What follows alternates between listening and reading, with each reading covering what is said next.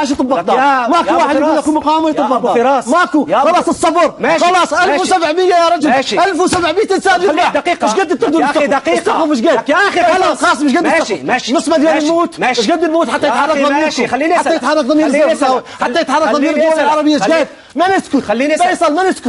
فيصل والله ما نسكت، والله انا جايب عسكري ماكو بدله عسكريه، والله العظيم ما نسكت يا زلمه. اوكي ما تسكت. صبر كيف ما يجي واحد يتاجر بداعش وتاجر بالارهاب وتاجر بالمنظمات الارهابيه، كان داخل بالعمليه السياسيه، فشل بالعمليه السياسيه. انا فايز يا اخي انا فايز يا ابو مالك فايز، بس المالكي هذا القناة ولا واحد يطب بغداد. منو المالكي؟ منتخب من الشعب بغداد. العراقيين العراقيين جميعا عرب العراقيين مو يا داعش، مو يا داعش، مو يا داعش. بغداد ما خلصت بغداد، ما تخلصت كل عراقي شريف بس على الانجاز. مو داعش، مو داعش. يا استاذ هذا الحكي مين؟ يا استاذ مو داعش للشرطه، مو للعصابة، مو للعصابة، ولا تفضل ولا حد وداوي هذول تطلع ولا المالكي.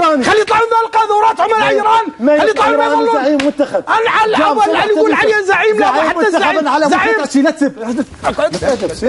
هون